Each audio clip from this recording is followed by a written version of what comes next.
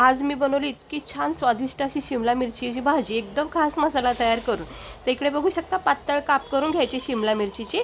Pan तापत ठेवायचा, त्यामध्ये 2 चमचे शेंगदाणे, 1 चमचा धने, 1 चमचा जिरे, 1 चमचा बडीशेप, 1 चमचा सफेद तीळ आणि 2 चमचे सुकं खोबरं टाकून ह्याचं भाजायचं आणि मग ह्याचं वाटण करायचं. हे वाटण तुम्ही प्रत्येक भाजीमध्ये 1-2 चमचा टाकलं की भाजीचा इतका छान स्वाद येतो ना. हे बघा, असं वाटण करून घ्यायचं.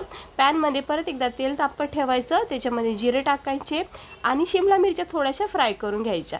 फ्राय झाल्या करून की याच्यामध्ये अर्धा चमचा धना पावडर, अर्धा चमचा गरम मसाला, अर्धा चमचा हळद आणि लाल तिखट टाकायचं आवडीनुसार. मग पुन्हा एकदा हे मिक्स करून घ्यायचं, एक वाफ द्यायची. एक वाफ झाली की याच्यामध्ये आपण तयार केलेला मसाला टाकायचा 2 चमचे आणि इतका स्वादिष्ट खमंग ही शिमला मिरचीची भाजी बनते ना. तुम्ही एकदा नक्की ट्राय करा, खूप आवडीने खातात ही भाजी. अशीच रेसिपी बघण्यासाठी चॅनलला सबस्क्राईब करा.